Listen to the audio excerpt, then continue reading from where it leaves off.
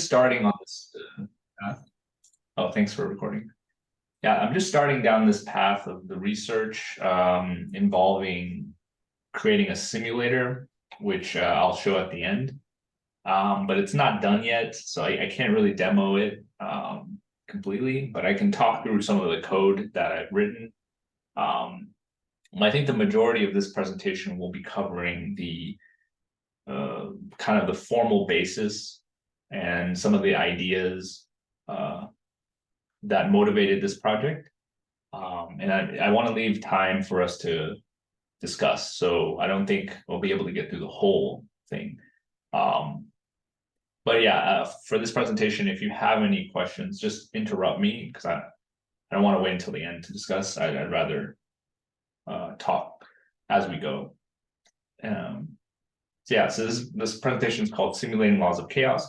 The term laws of chaos comes from a book written by two authors, Farjoun and Machover, who I should have put a credit here, but they wrote this in the 80s, and it basically uses the probabilistic methods, statistical methods to address some long-standing problems in Marxism, such as the transformation problem. But I think the value of that book goes beyond addressing that problem, but it's actually like a new framework for understanding kind of the economic sides to Marx's writings. And so we're going to go into that. But also in 2021, they wrote a sequel to Laws of Chaos called How Labor Powers the Global Economy. See here, How Labor Powers the Global Economy, a Labor Theory of Capitalism, which I have on the website here. So I just basically consider that Laws of Chaos Part 2. So yeah, that the majority of the formulas I'm going to present will come from that second book because it's basically a more streamlined and easy to read version of the older work. Okay, so the topics I wanted to cover. First, I'm going to talk about STP's developments on Marxist theory. So from the early days of STP, we actually go to the website and go all the way to like the very first two presentations. I guess the second one here, we were already talking about Marx very heavily. Around this time, we were also working on the primer. And so there's a lot of things that we started back then that continues to inform STP, but I think we've kind of built a lot of stuff since then. So I wanted to maybe connect the dots a bit, and it might be useful, especially for those of you viewers and so on that may not have seen those early meetings. I want to try to draw a thread between the early days and what we have now, and yeah, hopefully that's useful. Then I added this section here. So the majority of the presentation will be talking about the mathematical formalism of laws of chaos. But before we get into that, I thought it would be nice to show a counterpoint to all of this, which is Diane Elson's text, which is really amazing. It's called The Value Theory of Labor. And she basically critiques the economic input-output model approach to Marx. And I'm going to get into it, but basically her thesis is that Marx wasn't really interested in creating like a mathematical formalism to describe prices, but rather to show more dialectically how value becomes price. And it's not so much a relationship between two variables, like a quantitative relationship, but rather a qualitative relationship, which I think is close to kind of our reading. Although what I want to propose is that we can combine this Diane Elson's point of view, which I would categorize under value form theory. I want to combine that with the mathematical formalism of laws of chaos. So we'll see if that really works, that sticks. But I think it would be very useful for us in SDP. I think we have the tools necessary to make that synthesis, which usually trips up everyone on both sides of the value form and the economics debate. I think SDP has a nice unifying system here. So yeah, please stop me if you think that that works or doesn't work. And then finally, I'm going to talk about agent-based modeling, which is the programming part of everything, and how we can use computation to simulate these mathematical formula using little AI agents. And actually, someone was mentioning ChatGPT beforehand.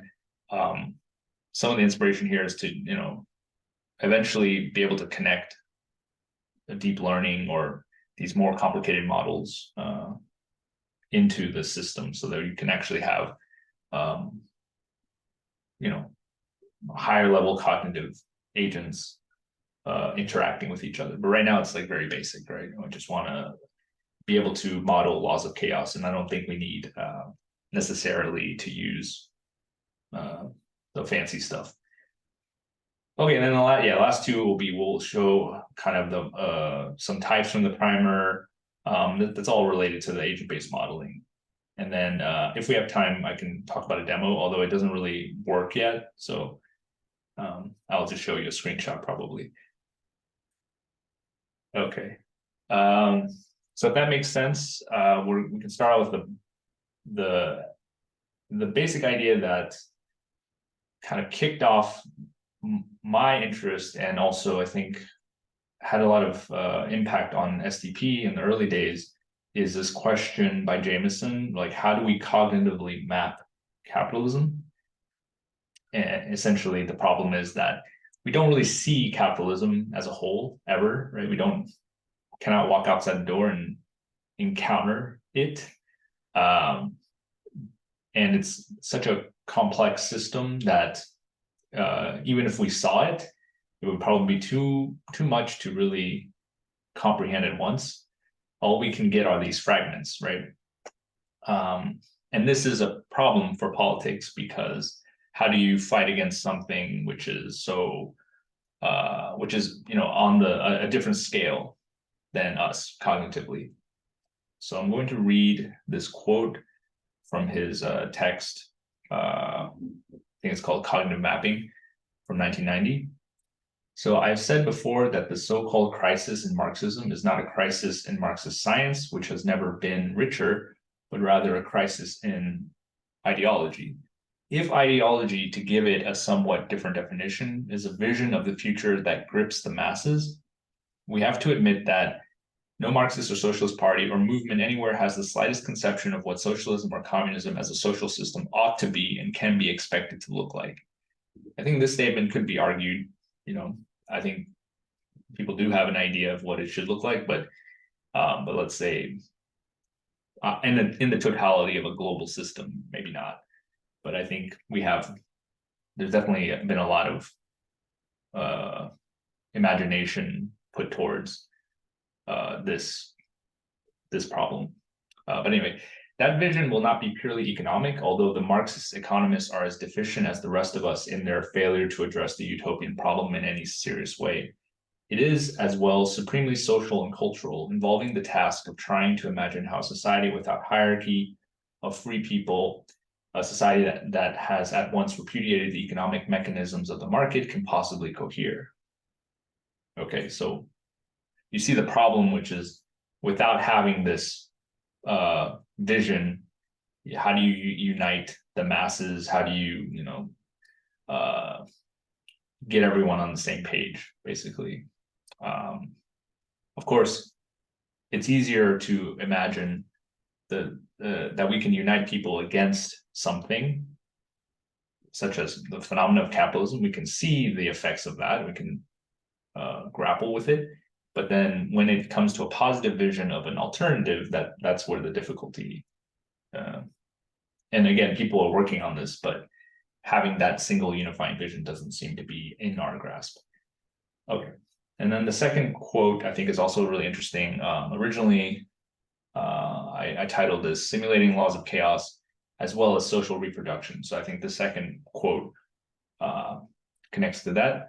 Historically, all forms of hierarchy have always been based ultimately on gender hierarchy and on the building block of the family unit, which makes it clear that this is the true juncture between a feminist problematic and a Marxist one. Not an antagonistic juncture, but the moment at which the feminist project and the Marxist and socialist project meet and face the same dilemma: how to imagine utopia. Okay. Yeah, I think here, again, I want to keep this in mind as we go further into this formal system, because and Diane Elson will also be very important here, because I think I'm not trying to say that computation is going to solve everything, and there's a lot of issues with the politics associated to I would say like pure cybernetic communism. I think there's a lot of political questions that are left unanswered, and one of them is this like social reproduction issue. Who decides what labor is, right? It's not so simple as you can plug in some numbers into a computer and then get out like, this is what you should do. This is how we should organize everything, right? But I do think that computation is one component that we should not concede.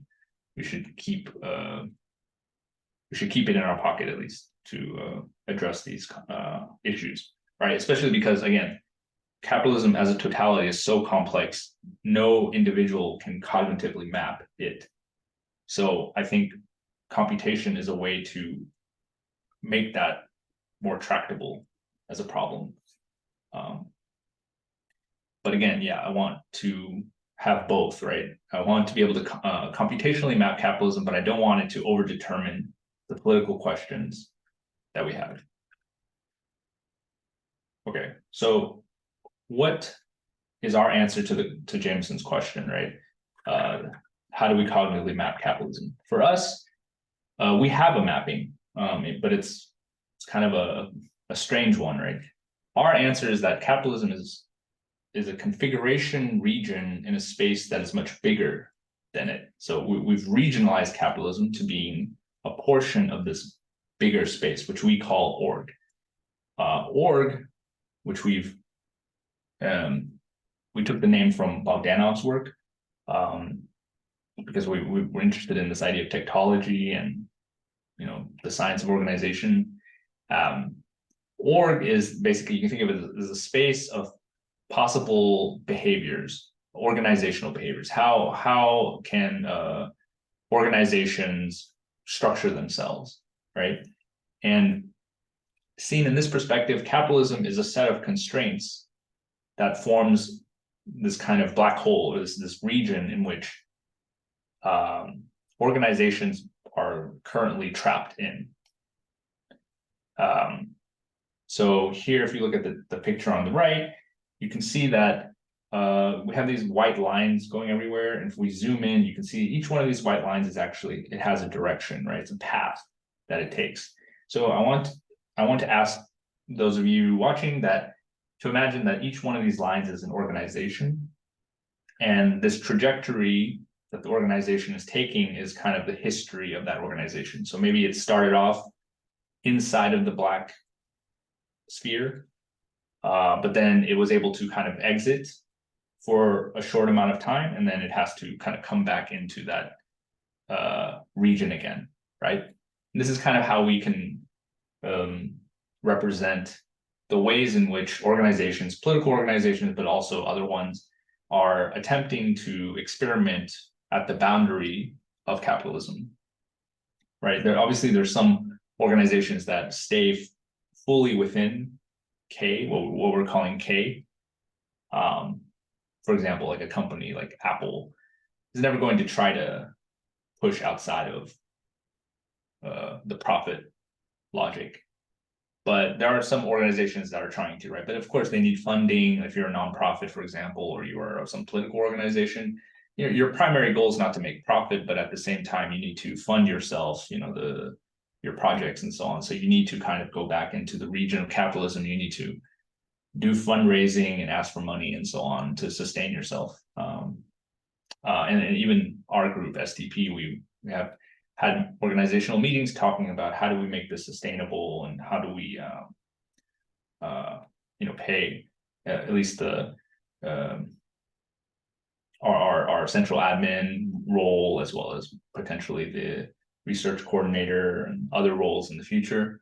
These are questions that lead us back into the black hole, right?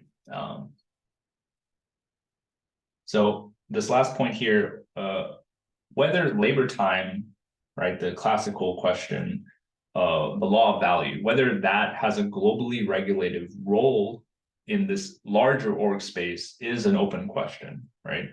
This is a particular reading of Marx, right, of Capital, which is that the law of value is transhistorical.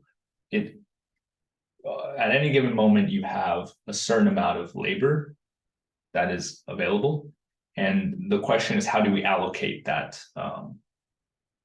How do we allocate that labor time across all the necessary tasks that need to be done? And currently, the market is how we do that allocation. But can there be a different allocative mechanism?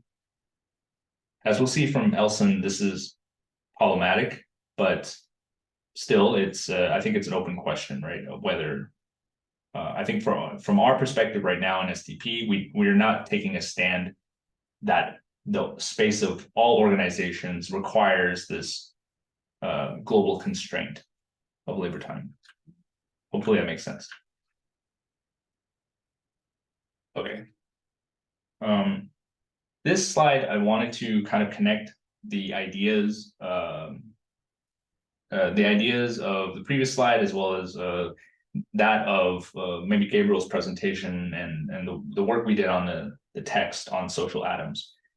So we said here, okay, K is this black hole and it sits inside of org. And we have little organizations kind of flying around inside and temporarily outside of K, right? Now we have a particular way of looking at this K black hole. We say that it's actually the sum of three distinct logics. A is logic of affinity, B is logic of property, C is logic of commodities. And our early inspiration for this was mathematical, and we had this notion of that the A, B, and C are kind of linked together like a Borromean knot. If you were to remove one, the other two would fall apart. So they all kind of rely on each other. Recently, we also have been discussing, especially in Gabriel's last presentation on nature, this idea of how the three logics connect to material processes themselves. So we had this idea in Gabriel's presentation of materiality as being a black box. What counts as material is dependent on what is necessary to propagate a given logic over time. So that's what this picture is supposed to represent, that you see a material process and you can kind of think of it as on the left is earlier in history and on the right is later. So it's moving left to right. And it is carrying with it or propagating logical content, right? And this logic can be either dominant on commodities. It's all three, but one of these logics can be dominant over the others. So for example, if it's the market, the market, it doesn't exist in a vacuum, but it requires human beings and commodities to be exchanged. It requires property laws to be in place. And it requires the means of enforcing those property laws. So all of that stuff we can kind of put into the material process. But once you have this material process, and not everything goes in there, but only the necessary bits, right? After you put everything into that box, you're allowed to take the logical fragments and move them along timeline, right? So, if you have a contract, but you don't have any means of enforcing that contract, then essentially that contract is void. So you need that to maintain the material process, the the weapons, the means of violence, and so on, so that the contract, the logical aspect of it can be can have a lifetime. Okay. So this is what we call the theory of the social atom. And another point I wanted to point out, like one misreading or one kind of trap that you might fall into is to think like, okay, logics A, B, and C, there are different ways of reading or interpreting social phenomena. But I think our claim is a bit stronger than that. We're saying that not only are they ways that we as individuals can understand social phenomena, but that these logics are part of the very causality of social phenomena themselves. And a simple way to think about that is like, if you wanted to describe a war, a revolution, or a crisis, you can't simply rely on biological or physical laws to describe that. Obviously, wars, revolutions, and crises, they depend on the existence of physical laws. A war depends on weapons, which depends on the laws of physics, right? They depend on territory, land. Land has physical limitations and resources. If there's like a crisis where there's no water or there's no food, yeah, you can say that that's on some level there's a physical dimension to that, but you can't really explain the crisis by only looking at physical or biological facts, right? You have to think about the social logic at play. So this is why we're saying that social phenomena are not only, it's not only that you can just look at the material process, you need to also consider this Baromean knot of the three logics. And this is part of or intrinsic to what makes it a social phenomenon.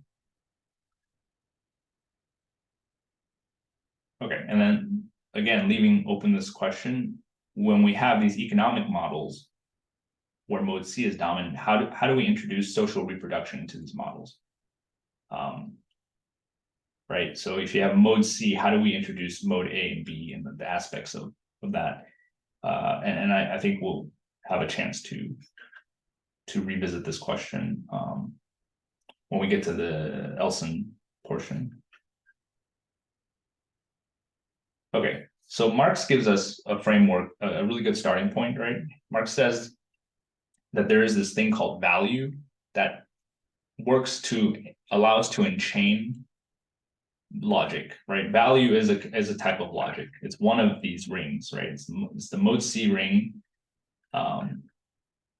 And there has been two different traditions that generally are at odds with one another. Although I think it's an artificial division. I think there's a way we can combine these two traditions. So the first tradition says that the theory of value is a theory of the ontological primacy of labor. And this is the thing I mentioned earlier, the law of value, this idea that at any given moment, there is only a finite amount of labor, time, capacity to labor in society. And then we need to allocate that so that society can continue to survive. And there's kind of, in this theory, there's a lot of attempts to try to explain, okay, why is labor such an important resource? Like, you have other resources from nature. Why not use those other, like land, for example, can be the basis of value. Why does labor have this ontological primacy?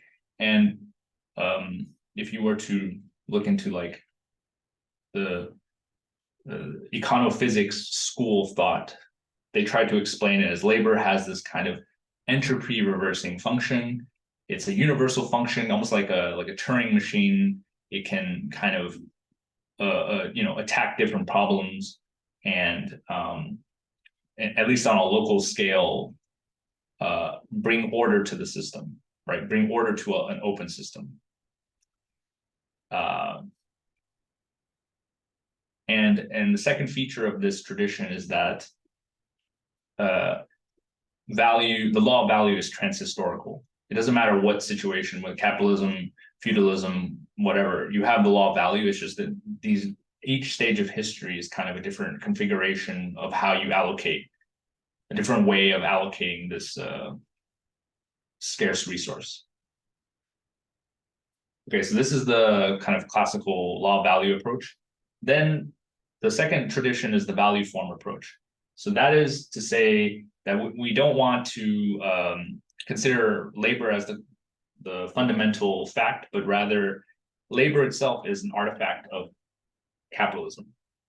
What we consider labor and what we consider not labor is that boundary is a historical boundary. It's created by the modern conditions. Labor in itself is a fluid thing. It's not something that we can define, and it's not useful to really define it. Its only essential characteristic is that it is molded by the constraints of the given society. So if you were to change those constraints, you could create a different definition of labor, right? So the goal then politically, right, you can see kind of already the politics appearing from both approaches. And the first approach, the politics of revolution or whatever, means like we need to change the way we allocate labor. But in the second approach, we need to redefine what labor is, right? And show what is the connection between the constraints of society, and these constraints can be legal constraints, but they can also be cultural constraints. They can be, gender norms and things like that. Like those things need to change. And then when you make those changes, then labor will follow. And that is still part of Marxist theory of value, because it is still the logic of how society reproduces itself. So lots of, I would say a lot of works have devoted themselves to the second tradition. So it's also really, really powerful. And I think a really good recent example is Soren Mao's book, right? Mute Compulsion. I think mute compulsion is a great example of the constraints imposed by capitalism. It is a kind of what he calls like economic violence or environmental violence, right? The violence of being able to shape your environment without directly forcing you to do something. It's not direct coercion. It's just shaping the world around you so that you certain paths in space are easier to take than other paths. If we go back to this picture here, that's kind of what I was trying to get at with this picture, that certain paths in the org space become, let's say, attracted to this black hole called K. So I think, yeah, value form is really interesting because it allows us to kind of picture this type of attractors. Okay. And then the third tradition, of course, is those who say that Marxist theory of value is completely irrelevant. There's both Marxists and non-Marxists here. Some Marxists will say, oh, well, we still can learn from Marxism, overall criticism of capitalism but we still want to keep the market. We still want to keep, the monetary system and things like that. So we don't really need the theory of value at all. And then, of course, there's the non-Marxists that think it's just completely bullshit. So we in SDP want to take things from the first two viewpoints. I think it's important not to concede the ground when it comes to modeling. And in the first approach, when there's the ontological primacy of labor, I don't think we need to keep that in order to keep the modeling, the computational approaches, the cybernetic socialism. We still want to be able to pursue that because it still, again, allows us to map out a very complex totality that is capitalism, whereas our individual minds are not suited for that type of work. So we definitely want to keep that. But at the same time, we don't want to put ourselves into a corner when it comes to defining what labor is. So we want to leave open the political process or the social process of redefining these things. So that's where social reproduction theory, eco-socialism, like what is the role of sustainability, right? That if we only focus on the primacy of labor, we don't have room for things like eco-socialism and transformative justice, which don't have a direct impact on labor. Yeah. So I think that's where we're in a good position in STP, because I don't think we need to make a commitment to the ontological primacy thesis. We can have both ways, right? And our theory has some things in place for that. So multi-layered transcendental social atoms. I think it lets us be more flexible with the theory that Marx gives us. Okay, here we can. Before I continue, actually, are there any questions about this background information? I had a quick one, Dennis. Just I wanted to ask on this second understanding. Do I understand correctly that you're? I mean, I might have just missed what you felt maybe were the sort of the limitations of this view that we didn't want to get trapped in, because as far as I can tell, this kind of like fluidity and indeterminacy of labor is something that sort of gets characterized by the historical context, just is compatible with the kind of the human organization like functional definition of labor, or are you saying that actually there's also something in this second definition that you think is kind of retrograde or something in a way that like is symmetric with your critique of the first period? I left that out. Yeah, I would say that the downside to the second approach is it's symmetrical actually to the other one, which is like I don't think it's able to tackle questions of scarcity, questions of computational complexity very well. I think it focuses a lot on, like it's good to say labor is fluid, but at the end of the day, whatever your definition of labor, there will be constraints involved, right? And they can be political constraints, but there will also be physical constraints and constraints of nature and so on. So I think if we want to choose a better set of constraints, we still need to know how that affects the system as a whole. And we are limited by our individual cognition because we can't tell beforehand how like, let's say passing a law that redefines what labor is, we can modify the labor contract or even abolish the labor contract altogether. I'm for that, but at the same time, we don't know how that's going to propagate throughout the system. So I think that's where, having kind of a view of this, the constraints and the space of constraints is important.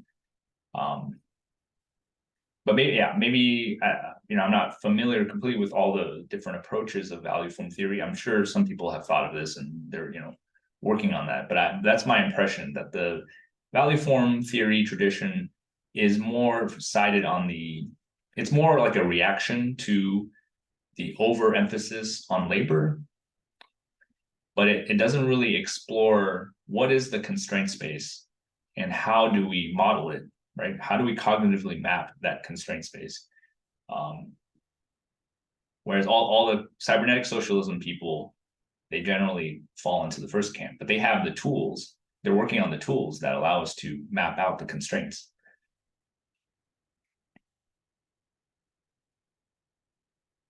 So yeah, hopefully that is. That was super helpful. I mean, I think that's kind of answered my question. So it's a really good question though. I think we do need to have a better reading of both, and why we need to move beyond this division. Dennis, can I do a follow-up just to see if I understand? So do you think in order to sort of regionalize labor while still, having it as a while still being able to model it? You think it's about coming up with an account of how labor appears, like the distinctions between non-labor and labor appears. Mhm. From what I understand, is about showing how it's contingent to specific organizational forms, right? So you think the main thing it has to explain is how labor appears as what carries value? Is something like that? Yeah, well, that's one aspect. I think that's the value form aspect, which is how do constraints form the idea of labor? Under what legal frameworks, what cultural frameworks, and norms and so on, a normative framework, under what is the connection between these frameworks and the appearance of labor? So that's the value form question. But then my question on top of that is, once you know the connection between the constraints and labor, the definition of labor, how do we model the effect of changing those constraints? Like if I want to tweak or modify a constraint, how does that change the overall, like the totality of the system? So how do we model, like, basically cybernetic socialism? Like, how do we model how demand changes, how like resources change, and how much of different things we need in order to reproduce society. That will have a connection to the constraints, right? There's a constraint space, but there's also like a physical resource space, and those things need to be joined together.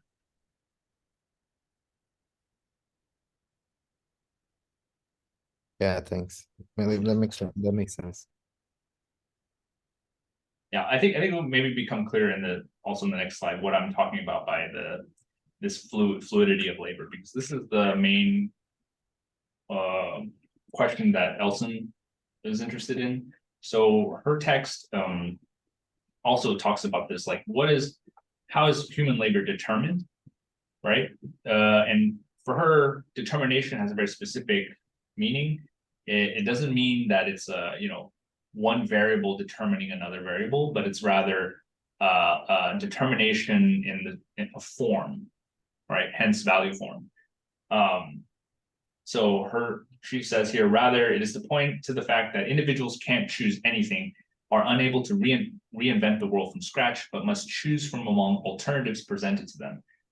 And this space of possible alternatives, like what can you do with your life? How do you make a living? Things like that. It is not a question of distribution. So she says, distribution of social labor is not an adequate metaphor for this process of determination, right? Remember, law of value, that's what she's talking about. Distribution is not an adequate metaphor because such distribution always begins from some pre-given fixed determinate structure, which is placed outside the process of social determination, right? So if you think just these economic models, you have a set of commodities and labor, and then you want to find out what is the most efficient way that you can allocate labor so that you can produce everything that people need.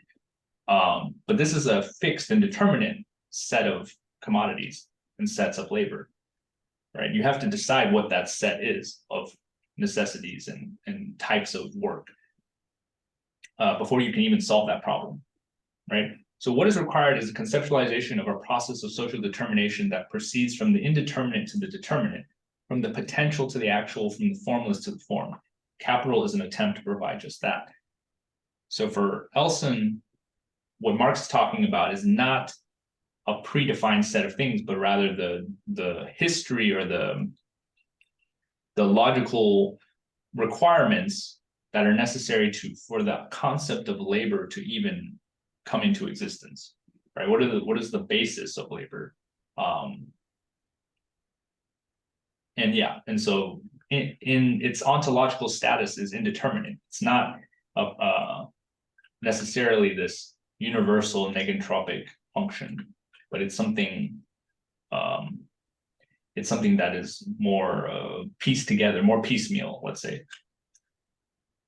So the way I wanted to visualize this is by these four categories. So if you look at the axis, abstract versus concrete and private versus social, these four categories come from Elson's text. And I wanted to kind of show how this movement from the indeterminate to the determinate can be visualized on this plane. So if we think about quadrants, starting from the bottom left, the private and the concrete aspects of labor are the parts of human activity which are neither replaceable nor quantifiable, right? And then there's obviously a spectrum here. So things might be more or less replaceable, more or less quantifiable. So you think here, an example would be like certain forms of care work. Like if you take care of your grandmother, it's not replaceable because someone else can't just go in and do the same job as you because your grandmother doesn't trust anyone but you, right? There's a bond there that can't simply be substituted. It's not quantifiable in the sense that you're not really counting the hours that it takes to take care of her. You're not trying to like maximize some quantity of your time or anything like that. It's something that you do because your family or whatever. It's your duty to do that, right? So that would be kind of private, right? It's for yourself, for your own family, and it's concrete in the sense that it's singular, right? It's not something that you can necessarily count as a type of labor. Okay, then let's move to the top left. You have abstract private. So that's quantifiable. It's not replaceable. But you can, let's say, for example, I think this quadrant is the weakest one for me as far as examples, but let's say you are making a meal for yourself. Like you can quantify it in the sense of like how long it took you to make that meal for your family. And then next time you might want to do that faster, right? It's still for yourself, but you can kind of make it more or less efficient because it is a well-defined task. So it has an abstract quality to it. It's repeatable. The bottom right, you have replaceable tasks. So those are tasks which are social but concrete. Those are tasks that someone else could do the task, right? You could teach someone to do the task because it has a well-defined purpose, and there's nothing that's essential to you doing it. And then top right, we have labor power. So that's what capitalism conceives as labor. It is labor that is both replaceable and quantifiable. And you can see the green arrows are kind of this, they move from the indeterminate to the determinate. And you can kind of think of what Elson is saying here as capitalism exerts a pressure, it exerts a force that moves things from the other quadrants into the quadrant on the top right. So this is what is called the value theory of labor. It's how value, the concept of value under capitalism, how it transforms labor and makes it into this, it makes it into a specific form, which is this replaceable, quantifiable,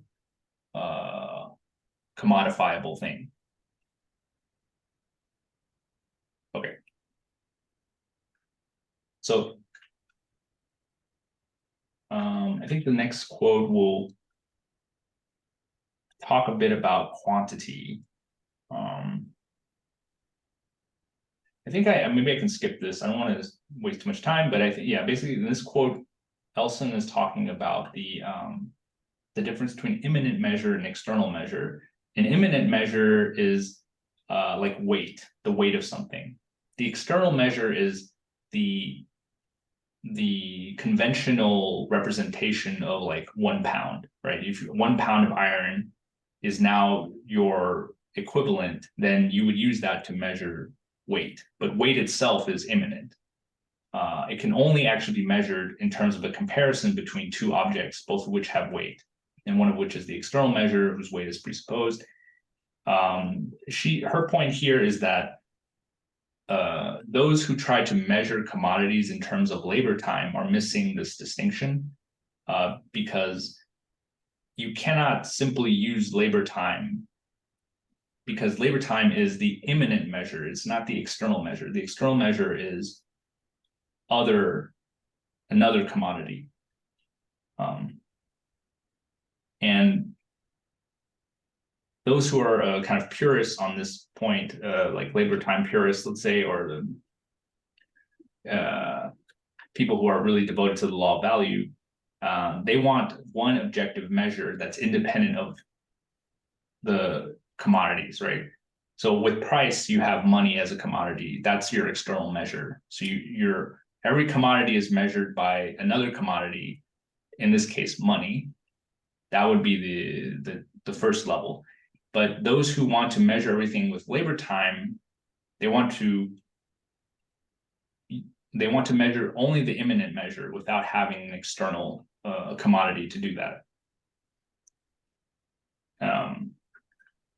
And like she says here, that's only looking at the top half of this grid, the quantifiable half, right? Of course, you can measure the time it takes you to cook food for your family using linear time, but then you would be forgetting about everything down here, the non-quantifiable dimension of labor, which is closer to the concrete.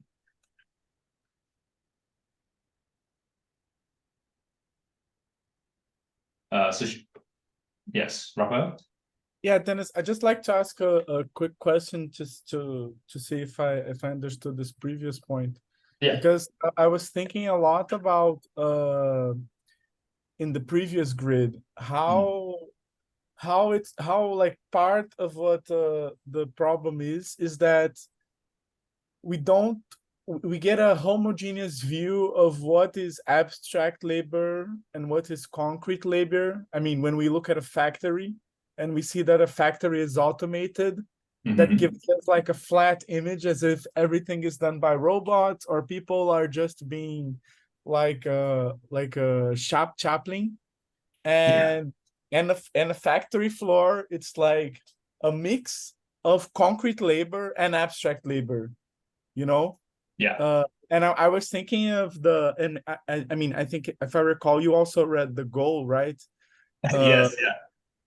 And it seems like there are points in the factory plan or in the labor production where you can abstract the labor and parts where you can't.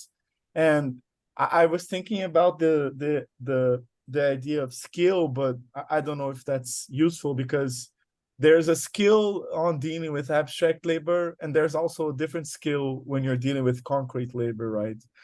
But I was trying to think about this difference because in a sense, when you have like this difference, I mean, at least for me, like now that you presented it, the difference became a bit more clear.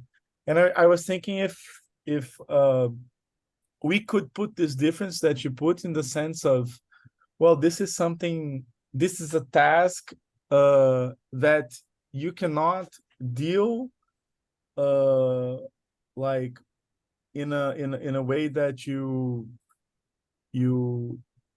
well, I think there are two senses of replaceable, and I might have missed something, but the replaceable in the sense that, of course, as you said, like only one person can do this, and you can't really substitute them. But I was also thinking in the fact that when there are certain tasks that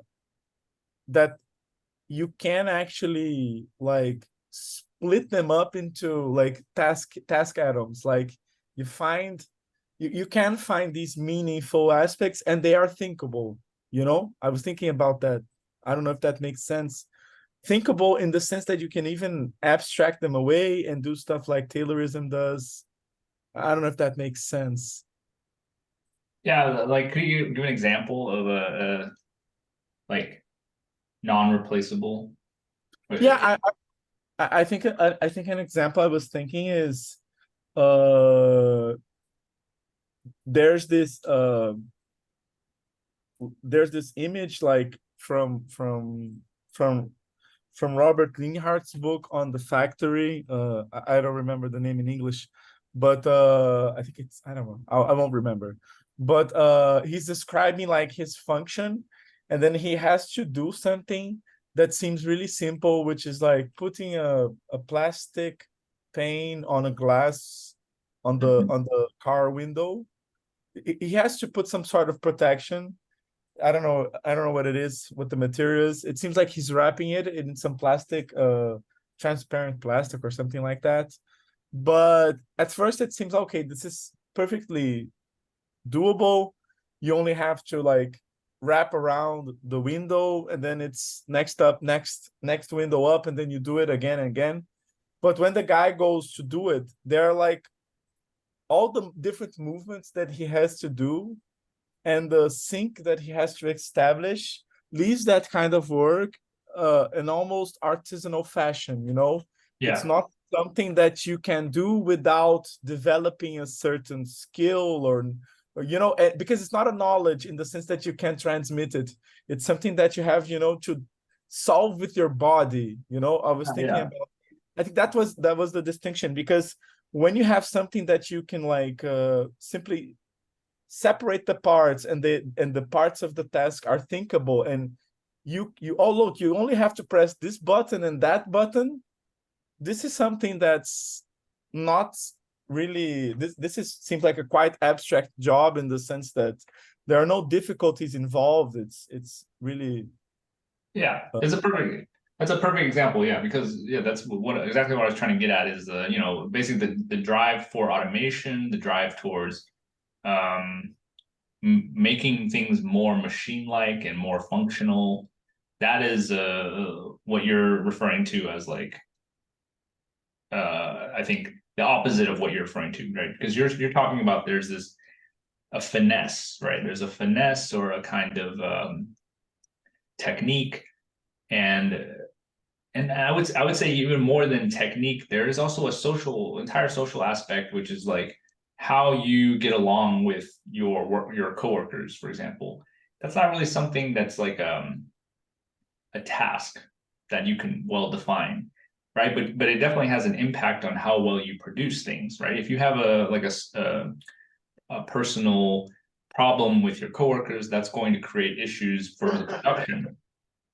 But it's not something you can really quantify or be, it's not something replaceable either. Like if one person is very inspiring to their coworkers, and because of that, everyone works a bit harder when that person is around, that is not a replaceable task. You can't just swap out that person for someone else and get the same effect. But of course, all that disappears from the perspective of the manager or the owner.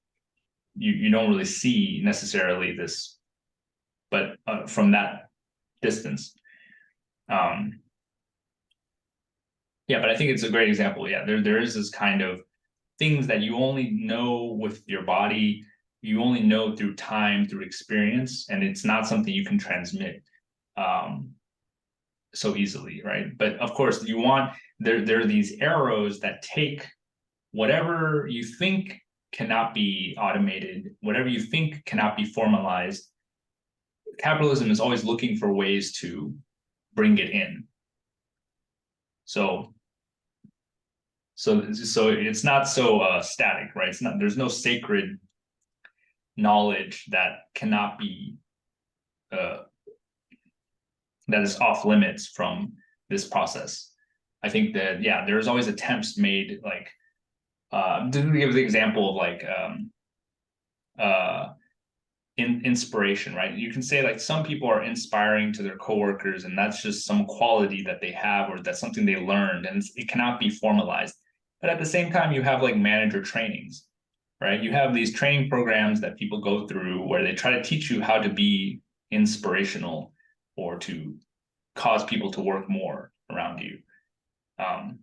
And so that would be an example of this green arrow, right? Trying to take something that is concrete and social and move it into the quantifiable, right? Because now your manager can say, oh, well, I spent some amount of money to make sure that my managers are getting the proper training so that they can be inspirational to their coworkers, right? And so now you can quantify that skill. How many trainings have you gone to? How much hours have you put into improving that capacity? So yeah, I guess my point is, yeah, there's nothing that's necessarily off limits, but yeah, it has everything to do also with this diagram of the social atom. So if we think about labor as this material process, right, it is your body, it is this very tangible process, and includes biology and physics, and includes whatever's happening in the brain and so on. That's a black box for the rings. The rings don't necessarily see inside this black box, but the rings need the black box in order to propagate themselves. So that's where that relationship comes in, and you can see that over time the subsumption process, right? What Marx calls like real subsumption is kind of an interaction between the logical side and the material side. It's trying to reshape the material, or trying to bring out certain aspects of the material process. And conform it to whatever is needed to propagate.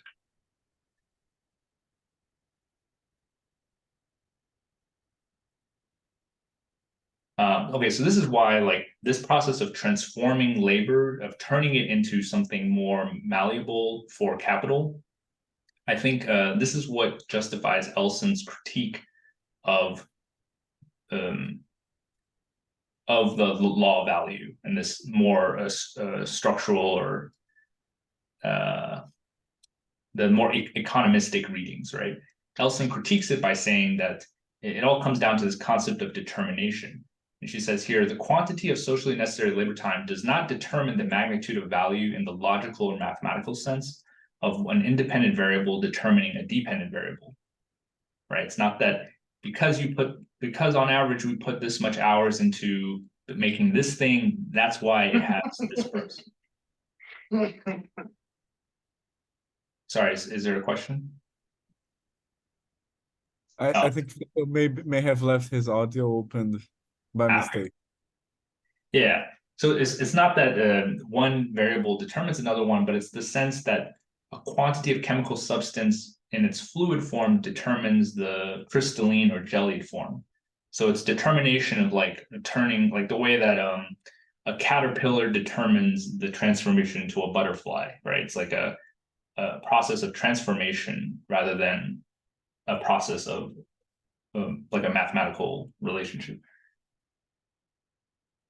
And the same thing on this side, labor time and money are not posed as discretely distinct variables which have to be brought into correspondence, but it's more like, if you look at Marx's language, it's like crystallization, incarnation, embodiment, metabolism, metamorphosis. These are words that talk about a change of form. So this is what these green arrows are, right? The value theory of labor is a theory of how we form labor. Okay, so this is the end of the Elson part of the talk. We just want to keep that in mind, because now we're going to get into the math and the formal stuff. And so I don't want us to fall into the trap of just thinking that that's what, like, we shouldn't just take it at face value, but we should try to understand how the relationship between this mathematical formalism and this more social determination process that Elson is giving us. Okay, so in laws of chaos, we're basically concerned with two variables. One is the socially necessary labor time, which they call L content, labor content, and the price of things, the monetary evaluation. we can, so this is a big picture summary, right? We can find constraints rather than trying to solve the transformation problem in the old style of like a matrix of coefficients and doing the kind of boring economic interpretation of Marx. We can actually move to this probabilistic setting, right? So we take the total aggregate and we observe that prices in this total aggregate form a distribution rather than a single value. And I'll talk about what it is, what that means, a distribution. But we can then observe, once we've moved to this probabilistic framework, we can now look at constraints between different distributions. And these constraints show that they're, according to them, there's a causal power of labor on prices and the market as a whole, right? So this still preserves the law of value, this more traditional or economic reading, but it does so through a different path, which is this probabilistic framework. So again, we have just summarizing kind of what we talked about like many years ago. We also agree in that video or that meeting we had that there are regularities between labor and price. We don't need to fight against that idea, but the question is, what exactly is the causal mechanism, right? There's definitely something that some connection between how much time goes into making something and then what it costs. But how does this causality work? And I think this is where we reject the ontological side of labor, right, as kind of this entropy reversing function. That's not the primary reason for us why there is a relationship here, but rather we think, or we proposed back then that there is this multi-scalar feedback loop happening, right? It's not simply you put in some hours and then you get out some prices, right? It's not a linear type of mechanism, but it's something that loops back on itself. So, and how does it do that? It does that through this idea of competition.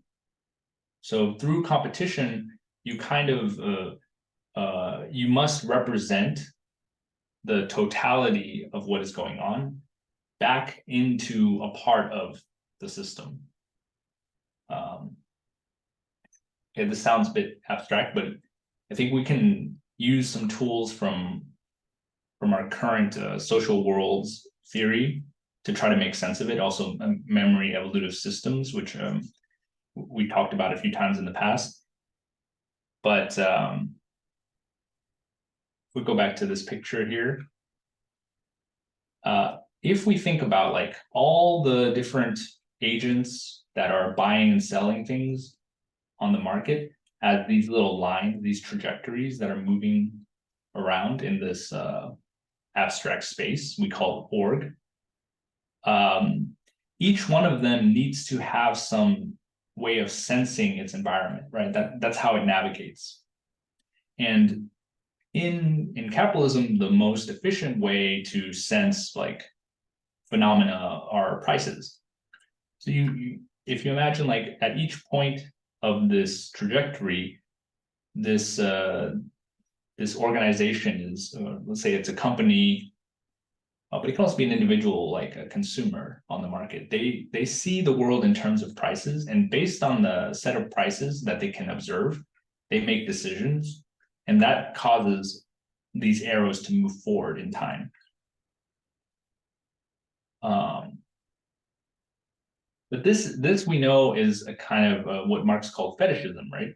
Fetishism is like it's a type of information that we're getting, but it's in some sense masking some reality, right? You get something, but you have to give up something, right? The thing you get is you're able to navigate the capitalist world very efficiently, but you lose what is like everything Marx talks about with the social relationships, the everything here that Diane Elson is also talking about, which is like the other aspects of labor that don't appear in prices, right? Everything in this top right portion appears, but everything on these other three quadrants don't appear as much, right? I would say the bottom left is the most inexistent quadrant.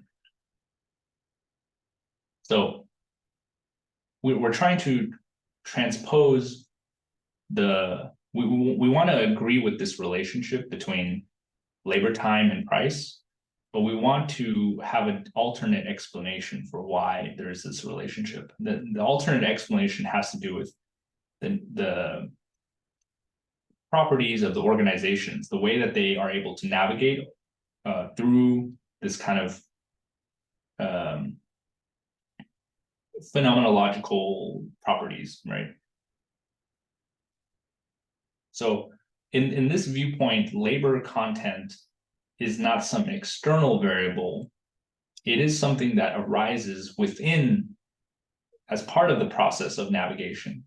As you're navigating the social space, labor is being redefined. It is being transformed. So there is no, I guess to summarize this viewpoint, it's not that labor time is somehow outside the system and then you can kind of inject it into the system, and that is like an external variable that controls the movements of the system, but rather labor content is endogenous, or it's part of the system, right? It's not an external variable. And I think we have a connection here with Gabriel's presentation where he's talking about nature also as something that arises as a kind of an after effect of the mode that you've chosen. Right, nature is not something that pre-exists capitalism. Nature is something that is generated by capitalism, or generated by the logic of mode C. Right, and that's where the idea of raw material comes from. Nature as raw material. Obviously, we're not saying doesn't exist a physical reality that's independent of social reality. Of course, there's physical reality, but the way that these two things interact, the way the physical and the social interact, is determined by the social, and by what the social is able to perceive in this black box of the material process.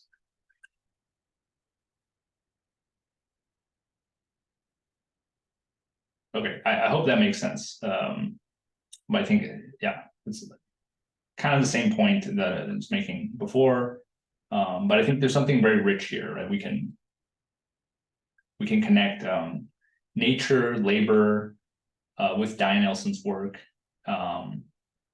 And we're, at the same time, we can still maintain that there's a quantitative relationship between labor time and price. Okay, so now going further into the formal system.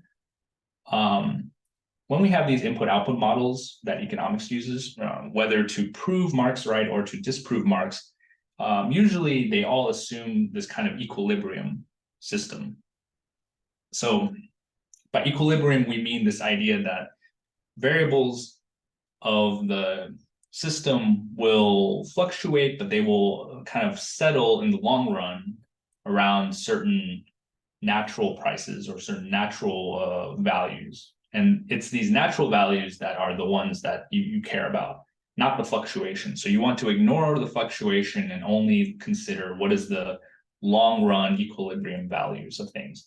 So this applies to prices, but also applies to the thesis of the uniform rate of profit, which is a big thing that Marx himself in book 3 assumes, right? That over time, different capitals will all kind of settle around the same rate of profit. And his reasoning was that if one branch of society was making more profit, then all the investment would go to that branch. But he's already shown that the more investment you have in a branch, that drives the profit down. So over time, because investors are trying to maximize profit, that's going to cause the rate of profit of every branch to converge to the same value. But empirically, this doesn't really ever happen. And the authors of Laws of Chaos, Farjoun, Machover, and later on in the 2021 books, David Zachariah is also an author. They basically say, like, well, we don't need to make such a strong assumption. And actually, empirically, we can show that there is actually a counterforce to this. There's something that pushes the rates of profit apart at the same time. And this counterforce often will overwhelm whatever convergence you'll see. So this is nice because we can actually look at real data where rate of profit isn't the same, and we can still use that data to draw conclusions about capitalism. We don't need to presuppose like an equilibrium situation. Okay, so then, yeah, if we look at the classical formulation of Marx's transformation problem, it is in this input-output model format. And it's about how we can turn values into these prices of production. But really, if we drop the uniform rate of profit, then this problem isn't even a problem anymore. It doesn't, the terms of the problem themselves, it needs to be changed. This picture on the right shows us what a distribution is. So this function f, it applies to a single random variable called z, and r is the possible values that z can have. So when we say, for example, let's say in a population, we want to talk about what is the chance that I pick out a random person who is age 20, for example. So let's say that's A, this line A. If you look at the y-axis, I guess this vertical axis here, the probability that a random person you've chosen in this population is age 20 is the height of this function, right? So you see what I mean by like distribution. It's actually like all possible ages are in this x-axis. And if you wanted to find, for example, the probability that someone in this population is between the ages of 20 and 50, then that's the area of the shaded region, right? So we can skip all the calculus and the integral formula, but it's basically you want to take the shaded area. And that also means that at most, if you were to take the integral of this entire function, you would get 1, right? Because the probability has to add up to unity. Okay, yeah, so that's how we are to interpret all the random variables. Rather than talk about them as a single value, right? There is one uniform rate of profit. We are talking about the rate of profit as a distribution, and then we can talk about the probability that it falls between this percent and this percent and so on. Okay. Another prerequisite we need to understand to interpret their work is how do we measure labor? And I think this is also familiar to us because we did this same thing in the primer. And if you read Marx does this as well, which is to say that we want to make some assumptions about that. Labor power is the only thing that produces value. Labor, means of production, which are these machines and tools, all they can do is transmit the labor indirectly.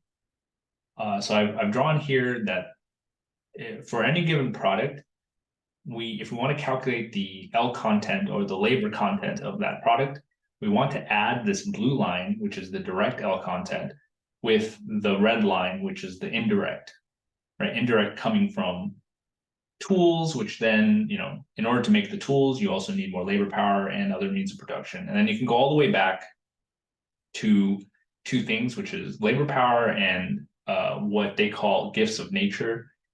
But in the primer, we called it natural means of production. So this is like land, natural resources, and so on. One point of note is that these things can have a price, but they don't have a value, right? In fact, you can say in some sense, labor power doesn't have value either. It transmits value, it produces value, but it itself doesn't have value. You do have to pay for it, so it has a price, right? Which is determined by the means of subsistence, right, in Marxist theory. So in some sense, you could say the value is like whatever the value of the basket of goods that the worker needs to sustain themselves. But I think more classically, like these things don't have value. So all the white boxes don't have value. Means of production do. They contain value and they also transmit value, but it's an indirect transmission. Hopefully that makes sense. Right. So if we look at the four postulates of L content, so the first one we already covered is that any basket of goods. So if you take a basket of goods is like, you know, select some set of commodities. If you want to find the labor content of that basket, you take the total hours of direct labor that was expended to produce that basket, and then you also add the proportional amounts of indirect labor. And the reason proportional, the word proportional is important is because, you know, if you have a machine that can produce 1,000 units of some commodity, then each one of those commodities has 1/1,000 the value of that machine, right? And then when the machine breaks down, it's no longer transmitting value. But until it breaks down or needs to be replaced, it's transmitting a portion of its value to the end product.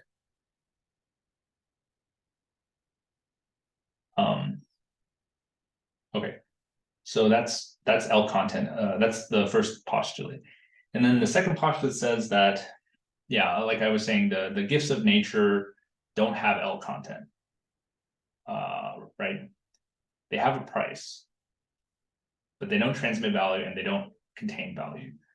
And then L3 says that, I guess I should mention this part. Yeah, so there's a variable they introduce called B out, which is the total amount, the total basket of goods produced in a given time period. So like, let's say a year. Every commodity that your country or the whole world produces, you can choose which one you're working in. That is called B out. L3 says that, yeah, this is exactly what I was saying, that you can choose a specific region and all your variables are dependent on that choice. And there's also a resolution. So we have in the primer the same distinction, right? So when we talk about like wood, there's different types of wood that are needed for different types of products. But at some resolution, if you zoom out enough, you can just say wood in itself is a commodity, because you don't care about the different distinctions of wood. But if you were to talk about like a specific type of furniture, like I don't know, a cedar, a chair made of cedar wood, then you need to consider the different types of wood out there, and that's going to change the contents and variables, because you have many more different distinctions you have to consider. But if we just want to talk about the global production of wood, then those distinctions disappear, right?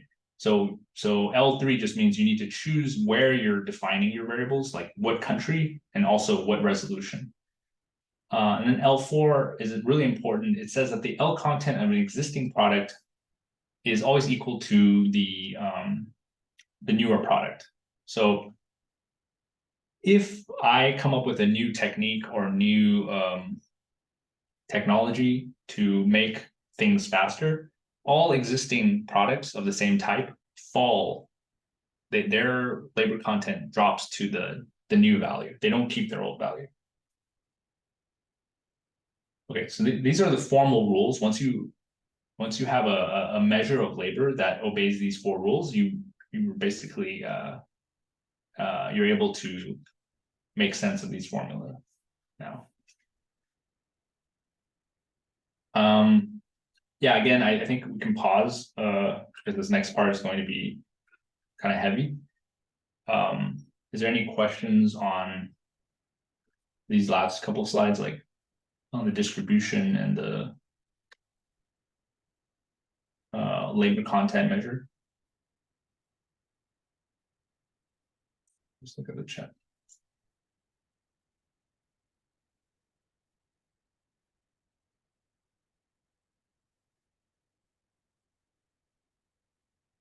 I saw that somebody asked about art, and I think it's a good question. I think art does go here. The production of art is neither replaceable nor quantifiable. But again, there's obviously like a commodification of art. So there's an arrow that tries to take things from art, the art world, and makes them into commodities. But clearly there's ways of doing art that are not replaceable or quantifiable. So I think it's a really good, really maybe the prime example of a private and concrete type of labor.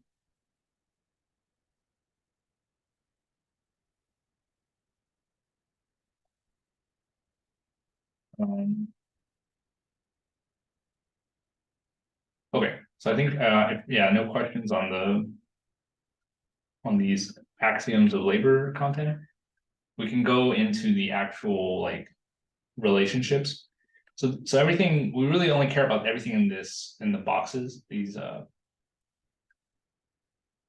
formula. But yeah, I have here the definitions in the gray if you want to look. So first thing we want to talk about is labor share. So that's the total amount of labor content in the basket of goods that is the worker's share of total commodities. So you imagine every year there's a total amount of commodities produced. Some of those commodities are owed to the workers. They're owed in the sense of you pay the workers wages, and using those wages they can buy back some of those commodities, but they cannot buy back all of them, right? Because otherwise there would be no profit.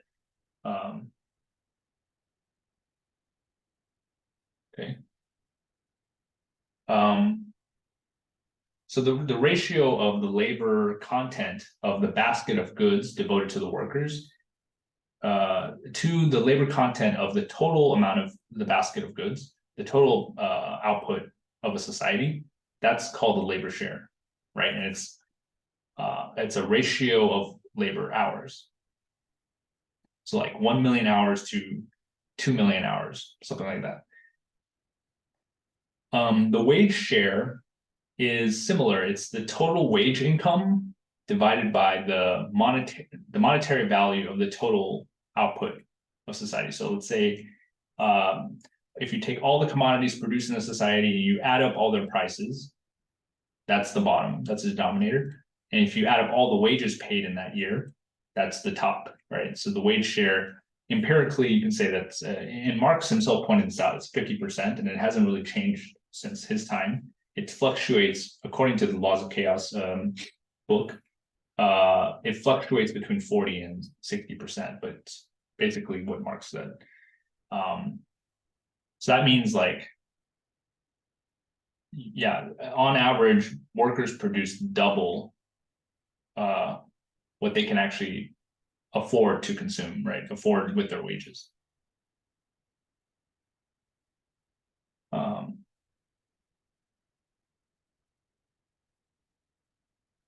Okay, the next ones are really important. So this psi is called the specific price. Specific price is a random variable, and what it tells us is how much labor does a single unit of currency buy us.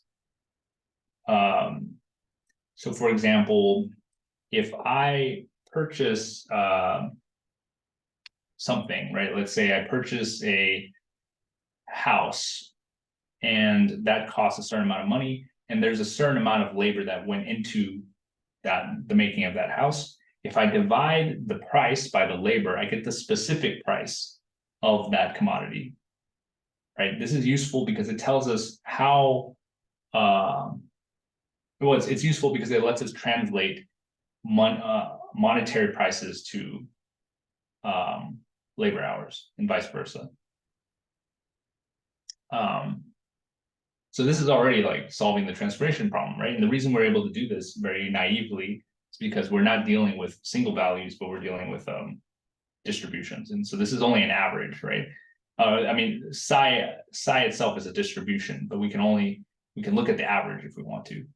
So here's one way of describing it. So we can say that dollars per hour, this is probably in the United States, it fluctuates between 25 and 75 in this blue area, right? But then you can also have it go all the way up. So you could say that things which have a very high specific price means that every hour of labor put into this product is really expensive, right? It gets more and more expensive.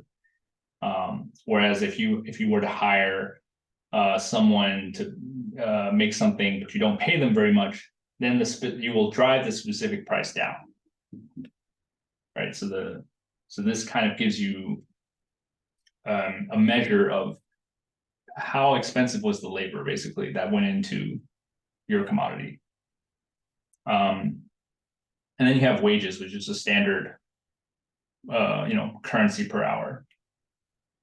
Now this big E, it takes a distribution and it gives you the average of that distribution. That's all it does.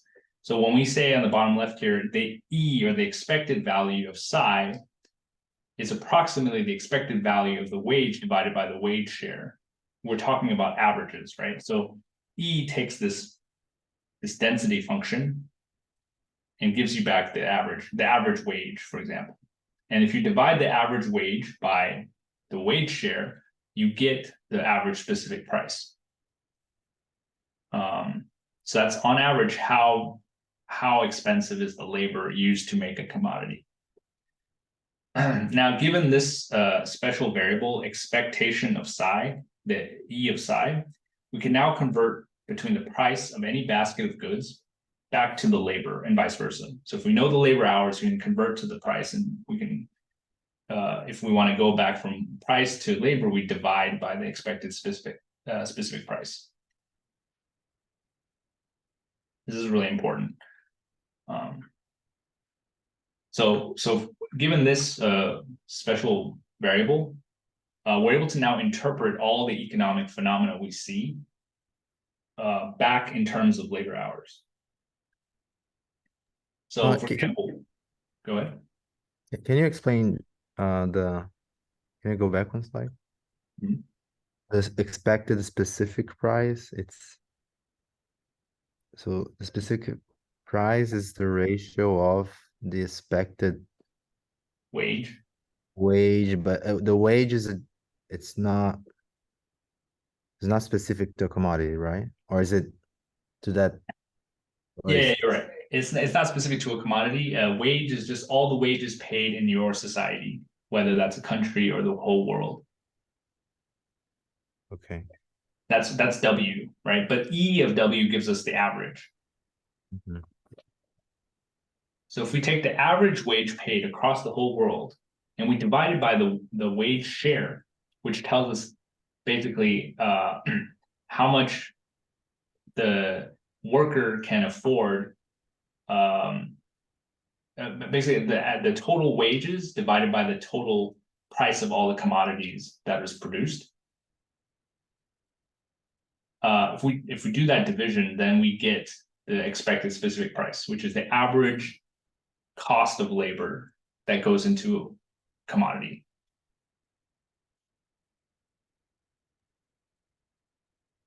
Okay. Per hour, let's say. In this case, the specific price is in dollars per hour. So it's like when I buy anything really, it can say, for example, I'm paying $10 per hour of labor that goes into that thing, whatever that thing is. That's the expected specific price. So it's nice because it's not like, oh, I spent $10 on this thing. It's saying I spent $10 per hour of labor on this thing. So this thing could actually be cost $1 million or $100 or whatever, but it on average, the price per hour of labor is a number, right? And the price per hour in this case, yeah, would be like, $10. So that's the magic variable. When we have that, then we can convert. We can do this conversion here. Is there an interpretation for a higher or lower wage share? For wage share, yeah. I mean, in a society in which workers make more, they're able. Let's say in a society where there is no profit, then the wage share would be 100%. So workers would get back all of would be able to purchase all of the output of their labor. Right, but the fact that there is profit in exploitation means that you're always paid less than the output of what you're contributing to, right?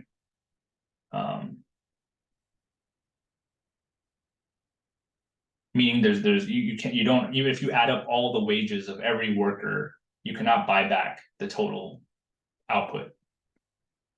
You can only buy back 50% of it, right? On average. Yeah. Maybe an intuitive way is also to pass the wage share to the other side. So does that make sense? So the average price times the wage share gives you the average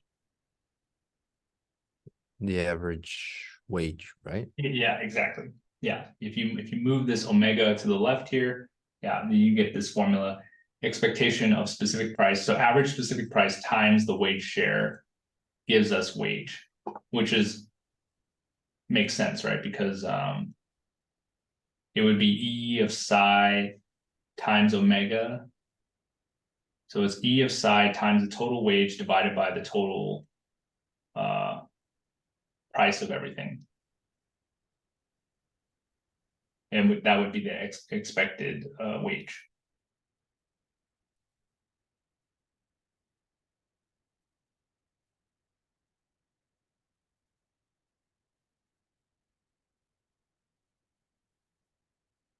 Okay, so yeah, I mean, the book has I think it explains it a bit better than I'm explaining it, but yeah, let's just say for now that this variable specific price or expected specific prices is the crucial thing, right? So now that we have this expected, we have these variables, right? Both omega and specific price, we're able to translate phenomena back and forth from the labor view and the price view. So if we look at the rate of profit, for example, again, rate of profit doesn't have to be a uniform thing. So this is the whole thing that everyone was concerned about for 100 years of the transformation problem. That okay, over time, all profits will be one of these values. Let's say 15%. But empirically, it looks more like this, right? It's a curve. It's a distribution.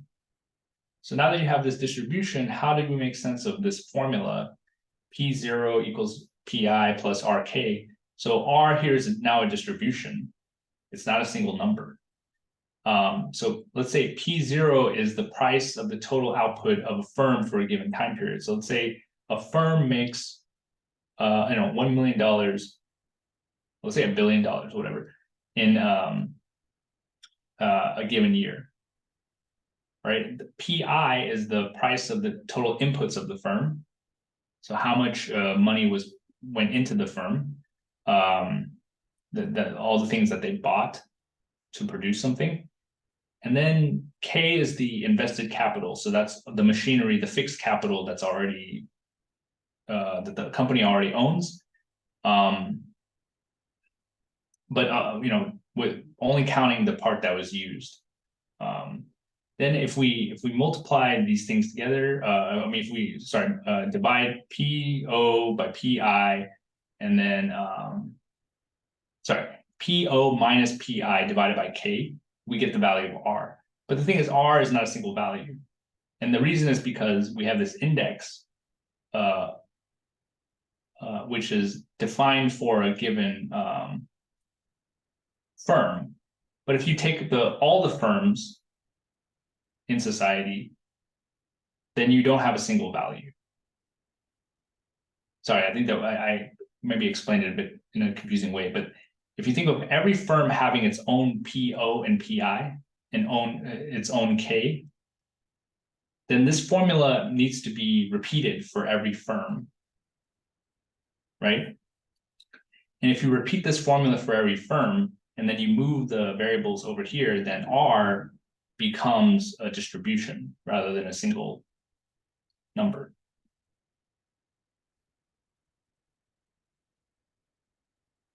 Okay, yeah. So this is just an example of the approach that we're trying to take. So yeah, we can use this formula here to say, okay, if we take in a whole society, all the profits that were made in that society for a given year, we can break it out into two terms. One is the price of all the commodities that are produced, and then we multiply it by 1 minus the wage share. So remember, the wage share is what percentage can be bought back by the workers. So let's say 50%. So 1 minus 0.5 is also 0.5 multiplied by the price of all the commodities. So the total profits would be half of the price of all the commodities produced in society.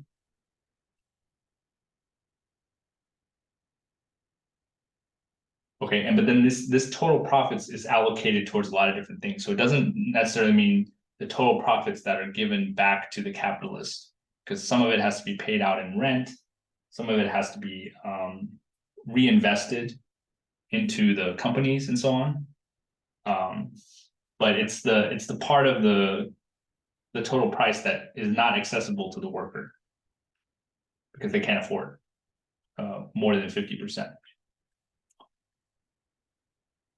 Okay, so this relationship is really important. So we can say that the expected profit is constrained by the size of the workforce, the amount of labor to produce goods, and the wage share. So that's what this formula says. This big L is the total amount of hours added to the society in a given year. I think I wrote that here. Total labor added in aggregate. So if all the workers in your society worked, I don't know, 1 million hours in a given year, then L is 1 million, right? And then you want to divide that by the labor content of all the capital. So that's the labor content of all all that was used to produce goods. So this would be like machinery and so on, right? Labor content of all the inputs. And then you multiply by 1 minus the wage share, you get the expected rate of profit for your society. So how do you increase this L? If you have a greater size of the workforce, then this L variable goes up. If you decrease the amount of labor required to produce your commodities, for example, you have some new machinery or new techniques, then this denominator goes down. The labor content necessary to produce things goes down. So either you raise L, the total number of labor, or you lower the cost of making things, the labor cost of making things. Either way, you will increase profit that way, right? Or the alternative is you lower the omega. If you make omega smaller, then this 1 minus omega becomes bigger, right? If you start 1 minus 0.5, it's 0.5.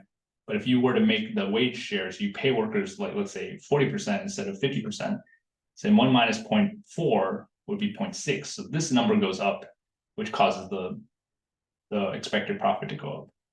So there's 3 ways you can raise your profits: more workforce, more hours, less pay, or a cheaper production. Make your production process cheaper. Which intuitively that makes sense, right? These 3.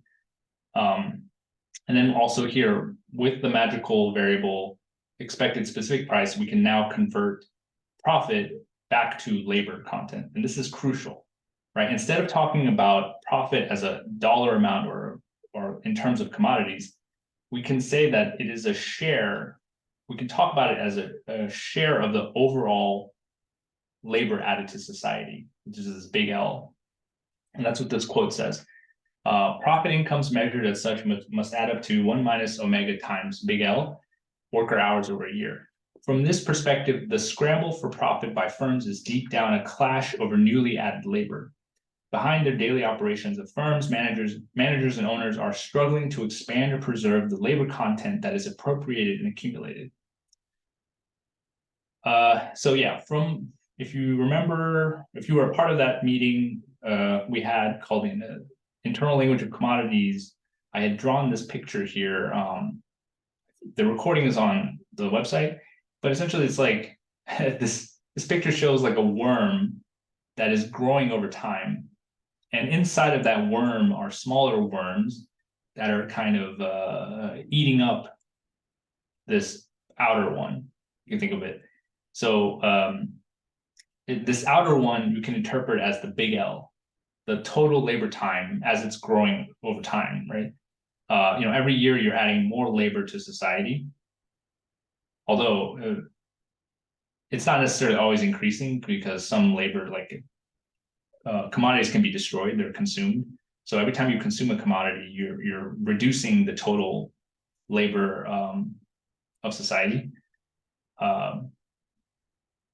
But each one of these worms is kind of growing or shrinking according to the portion of the total labor that they own,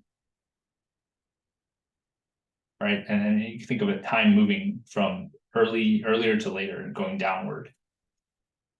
So that's one way to visualize this struggle for profit, right? So all these different firms are trying to take a share of not money and not commodities, but labor, time. So that's what this quote drives home. So it says here, the prime insight of the labor theory of capitalism from its very early formulations is that the most basic resource of human survival, activity, and development is time, pure linear time, particularly working time. This resource associated with individual life itself is provided to all living humans, to each and every individual.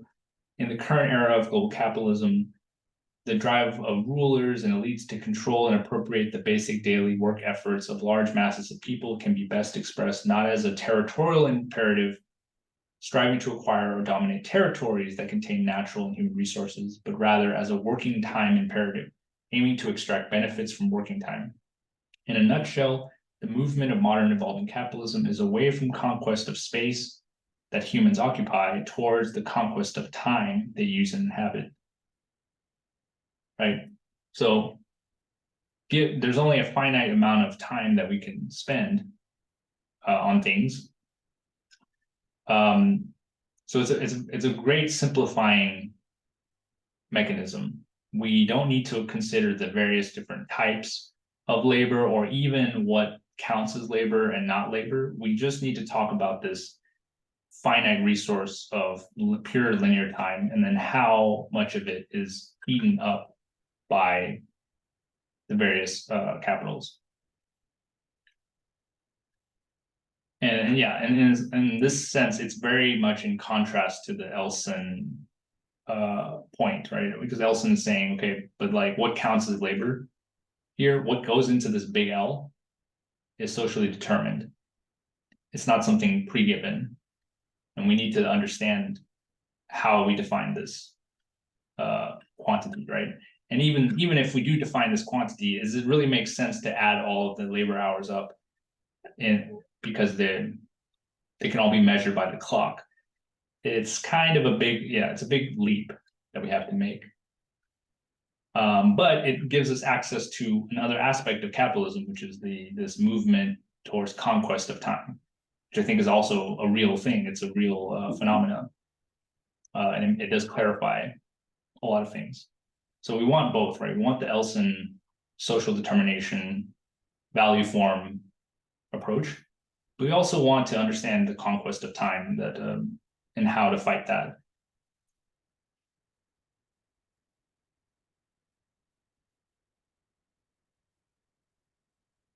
Okay, so a few more formulas and ideas here, and then I think we can probably stop. I don't want to go too much into detail, but I think a big part, and then I need to mention this because it's a big part of the text, the law of decreasing labor content. So instead of law of value, they propose this thing about that labor content is constantly decreasing instead of increasing. It is not, unlike energy, labor content is not a conserved quantity. When new techniques are adopted, because of the drive of profit, because of this formula here, in fact, we're constantly trying to reduce the price of what it takes to produce things. And because of that, everything that we own, all the commodities they're constantly losing labor content. And they measured this empirically as between 2 to 3% per year. So everything's losing value at 2 to 3% per year. And this is independent of inflation. This is not because money is getting, it's not that money is losing value, but it's that the labor content of things is decreasing because the requirement for number of hours to make things, but the socially necessary labor time is dropping. So they draw a lot of conclusions from this idea that L content is always dropping. I wasn't able to capture all of them here, I think, but these are some of the important ones. So there's a pressure on wages to go down. And that, again, this is independent of wage share equation. It's not only that, capitalists are trying to pay you less, but the fact of L content dropping is an external force. The labor requirements decline. So that's the amount of work required to, that's this term here, L of B capital. That's dropping because the amount of labor required to make like a shoe or a shirt is going down through automation and so on. And then as this happens, we have employment shifting from sectors with high delta, which is sectors where the rate of decrease is higher. People who work in those sectors there's a force that pushes them into sectors with lower delta. So these are the more labor intensive industries. And that makes sense because if you think about the price of a cell phone versus the price of a haircut, you can see over time that the price of a cell phone has dropped dramatically year over year. Like buying an old cell phone, the price of that can drop like 50% or more in like a year, versus the price of a haircut, which is pretty much stable, because it is a labor intensive activity.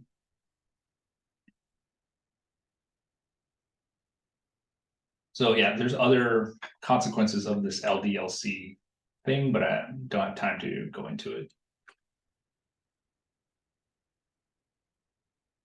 I think I'm going to skip this one. It's just a lot of stuff, but just to summarize, like everything on the left here is about how capital behaves as the LDLC takes effect, and all these terms have the delta. So this is how capital responds, or capitalists respond. And then everything on the right is how wages respond. So it's the capitalists and the workers, right? They're both affected by this law of decreasing labor content.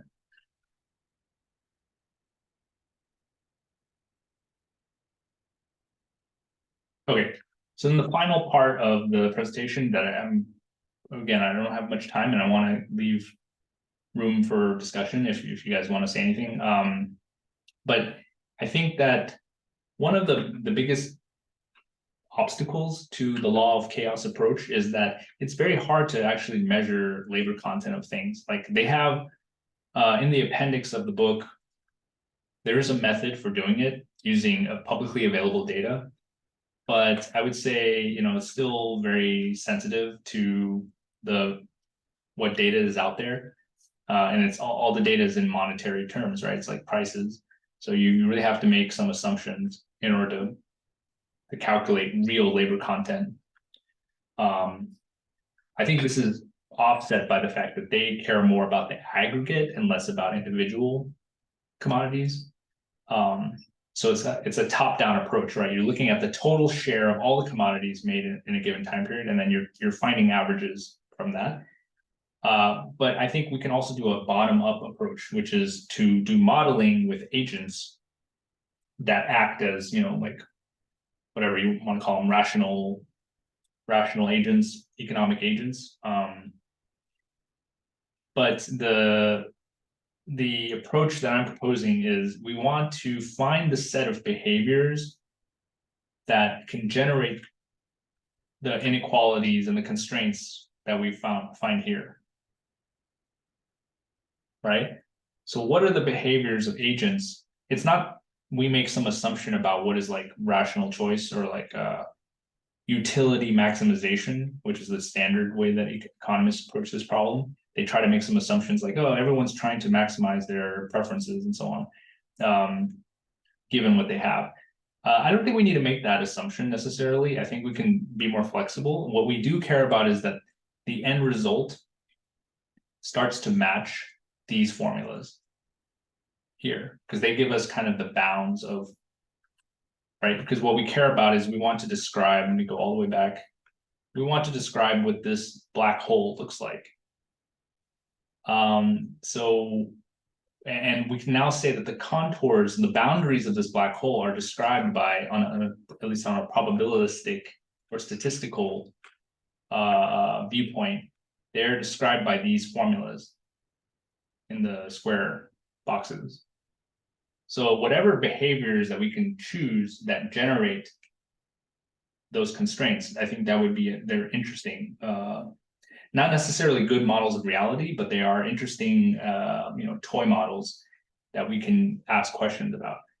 And then we can say things like, okay, what happens if we augment this set of behaviors? Here on this picture, I took it from an interesting article about how we can make behaviors more compositional using category theory.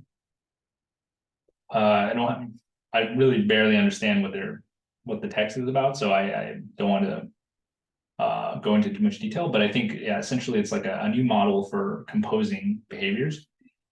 So if we have if we define these behaviors compositionally, we should be able to then tweak the behaviors. We can add certain behaviors and remove other ones. And by doing that, we are changing the space of constraints. So we are doing the thing that I mentioned earlier, about modeling things like social reproduction, or what if we change what it means for labor to be, if we change the definition of labor, for example, or we change rules around labor, we can then alter and see what constraints appear. But of course, this is like a really hard problem, and I'm just one person, so there's no way I can solve it on my own. But I think there's an engineering side to this, which is like, can we make these models composable so that like maybe I or some small group of people can make small models, and then we can kind of combine them with other people who are making other models. Like maybe I'm modeling a particular type of worker in like the core of a capitalist society. Someone else can model like workers in the periphery, or they can model like different state institutions and so on, and they all have rich behavior that we care about. Is there a way we can kind of glue these different models together, so I don't need to worry about modeling everything? I can just worry about my particular set of behaviors. I think the category theory has a really important role to play there in enabling the gluing of models. Yeah. And then, yeah, the last thing here is my first attempts at this type of work. I took the types from the primer. So we actually have like definitions of things from capital volume 1, we took them and turned them into mathematical formula, which is essentially the type signature of all these things. So I tried to translate this into code here on the left. And yeah, this is in the language Julia, which has a type system, although it's I think it's more considered dynamically typed than statically typed. But you can basically define your own type. So here, like a commodity is a type, and then this operator less than colon, it means that the thing on the left is a subtype of the thing on the right. So products are a type of commodity, right? Productive consumables are a type of product. Simple consumables are a type of product as well. So you can see how that matches up here. The second picture, you see how the commodity has 3 different kinds, right? Productive consumables, simple consumables, and layer excluded. So that kind of matches here.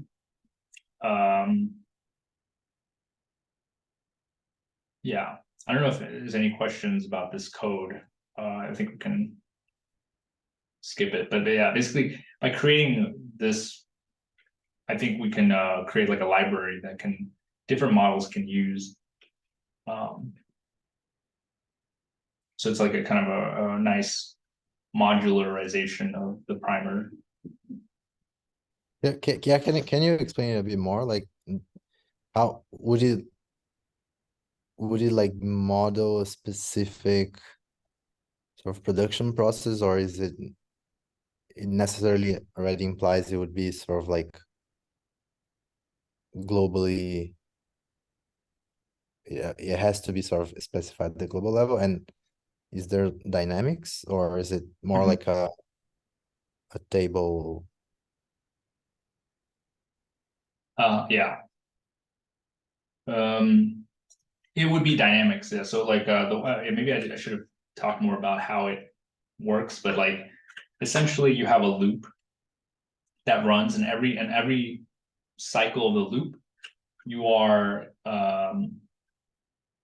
asking every agent, what are you going to do, right? Given the information about the world that each agent knows about, what will the agent choose to do, right? You can program, for example, in the next slide, I can say for a worker, if you're tired and you're not at home, go home if you have a home. Otherwise, find an affordable home, right? And if you can't find an affordable home, then you have to just like sleep on the ground.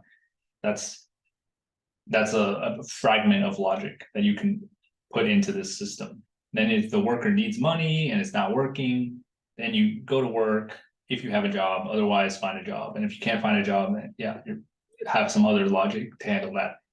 Same thing for a company. You can say if a company has the budget to hire more workers, it should hire more workers at different times of the day. If the workday started, have a certain behavior, and then also you have to pay the workers, and then you also get, I haven't programmed this in yet, but if you can formulate the market as like buying and selling of the company products, then the company has income, right?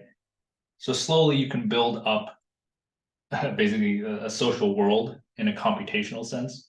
Obviously, we're missing a lot of mode A and B here. We're at least what I'm showing you right now, it's like primarily mode C, right? It's in terms of money, in terms of resources and budget and so on. But I think starting with a model of mode C, we could then add in certain things to enlarge our model so that you have certain behaviors. And this is something that John, who's not here, but John and I earlier this year have been talking about this. Like our idea in the beginning was to say, like, can we do all 3 modes in a simulation? What does it mean to have mode B and mode A? What types of behaviors correspond to those? It's very clear, I think, like mode C, because it's very like, I don't know, like The Sims or whatever. But mode A and B are not so clear, I think. Yeah, so this is a screenshot of, I don't have the demo working right now, but it's a screenshot of like, you can actually like load a city. And there's a link to a tutorial if you want to try this yourself. But yeah, you can basically like pick out a city and it will draw the map. And then you can actually, you know, load your agents into the world. And then on every, when you click run model here, on every step, it will move, right? It'll decide what to do. So the worker will go to the company, do the job for some number of hours, then go home, and then go somewhere else, maybe to buy food. So you can kind of like visualize this activity. So my goal is to at some point like have, you know, not just one worker and one, you know, small set of companies, but to actually model like a large scale city. So that's, yeah, that's where the research is heading. And I think it's in a good time because, you know, Gabriel just presented this thing about nature and how we can form systems out of the process of forming a system out of like objects. And then each of these systems have a sort of relationship to an environment.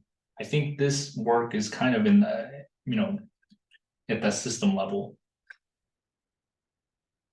right? Once you have a social system, for example, you have like exogenous variables, endogenous variables, and then you have this kind of like exogenous variables would be like these sliders here. I can control the number of companies, how much labor time is required to make a tool, how much labor time is required to make food, and I can adjust these variables, right? And by controlling the labor time, what's SNLT here, I don't know if you can see that, it's very, the font is tiny, but by controlling the amount of time required to make something, we can basically validate the rules of laws of chaos, right? The L content, we can make those exogenous variables of our system and then tweak them. And then in result, the resulting specific price and monetary prices, we can, that will be generated by the model. But of course, it's like way off. This is way in the future. I think we'll get to that, but I think it's an interesting application. Wait, but that's at this stage you already have like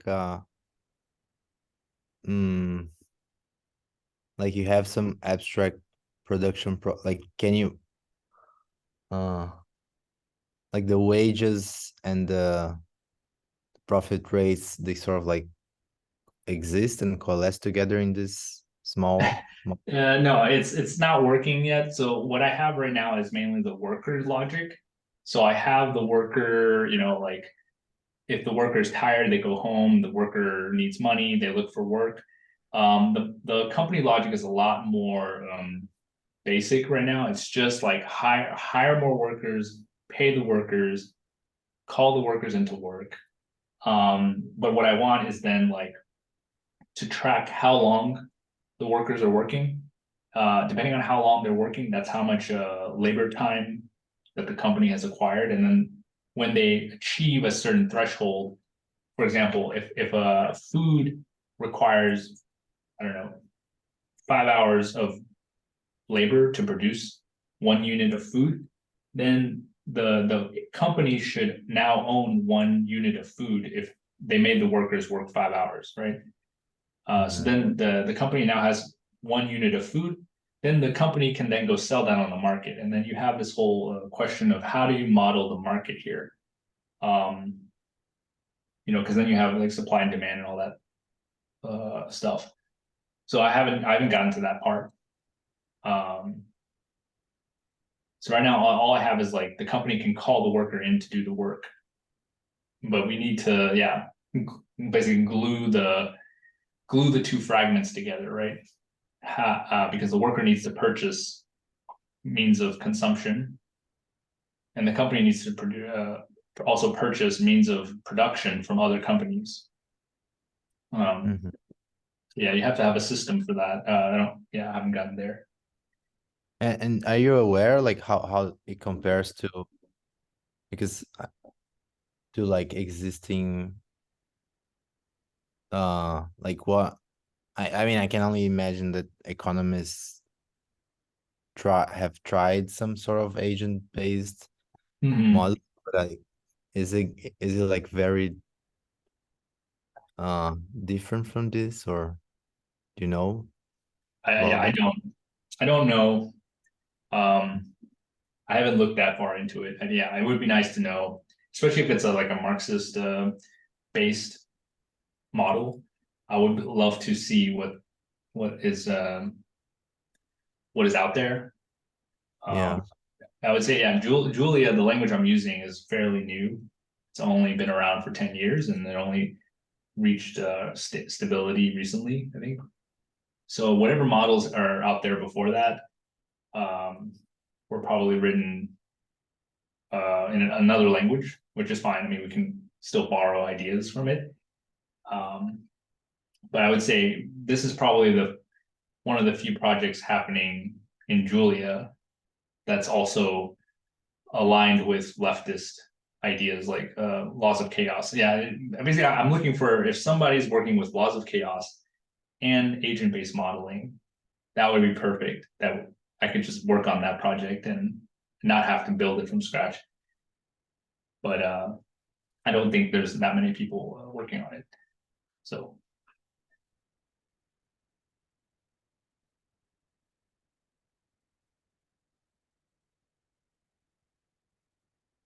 yeah, and the nice thing is we can now import ideas, all the ideas we've been talking about in the primer, but also in STP. We can encode them into the system in terms of types, and then make functions that like transform one type to another. And then that can form the basis of a bigger project, right? Not only for modeling, but also other types of simulation, not necessarily like agents like this, but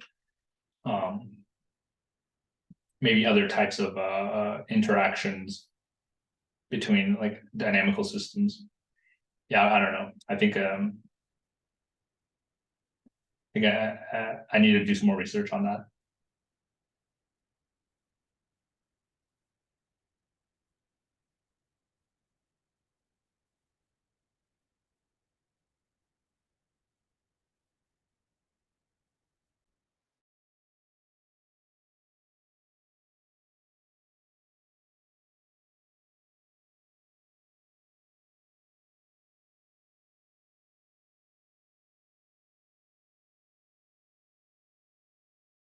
Yeah, can you all see this?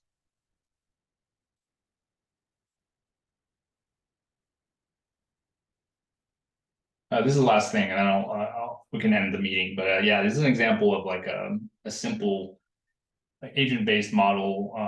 I recorded a video of it since I don't have a video of the other model. So let's just play this, and you can see when you run it, you can see all the different. So each one of these triangles here is an agent, right? And this is supposed to simulate like the behavior of birds flying.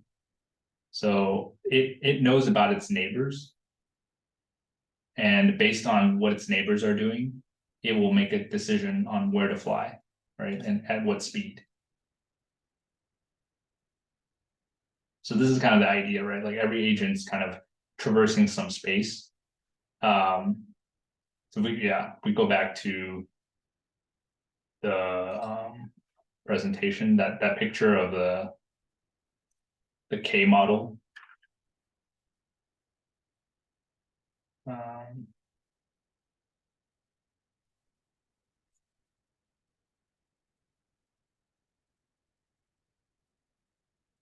Yeah, exactly this, right? Every agent is trying to traverse this org space. And so the more rules we can put into the space, the more realistic these trajectories will be. Or maybe not realistic, but more interesting the behavior will be.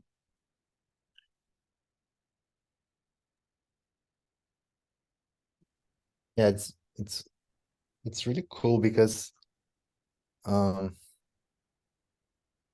guess with this it actually helps making clear like the role of space and time for like capital, because you have like these quantities like, you know, like the share of labor and the profit rate, it looks very static, but in order to make sense you need to take into account like on one hand like social reproduction, which is a sort of like temporal loop in some sense, and some conservation of quantities that happens both in time and at the global level. And you also have things like competition and markets, which is very spatial in the sense that like I would try to model it as you would need some sort of like the swarm things where you have agents who they only have local information, like they cannot see everything, right? They have to, Yeah.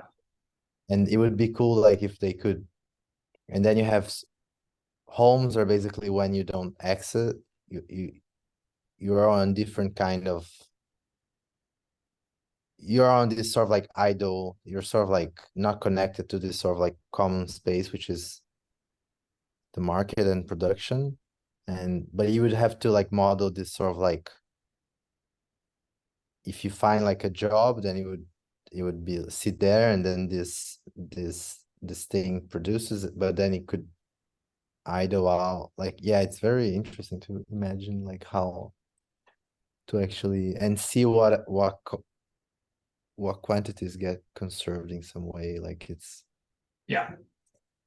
Yeah, exactly. I think, and then there's laws of chaos. These rules give us a nice starting point, right? Because we can now say like the quantities, they ought to obey this, right? If we think that this is an accurate reflection of constraints, then we should be able to like graph these. We should be able to like have a chart that says what is the expected wage over time, and then that should match the wage share. It should follow these inequalities, and have these distribution shapes. And I mean that gives us a way to see how close we are to the empirical analysis. So yeah, it's very classical like modeling, right? It's economic modeling, but it's, I think, using ideas from SDP, we can make it a bit better. We don't need to assume like the same types of rational behavior that is usually, you know, used as a justification for neoliberal economic policies. And we don't need like an assumption of equilibrium of the market necessarily.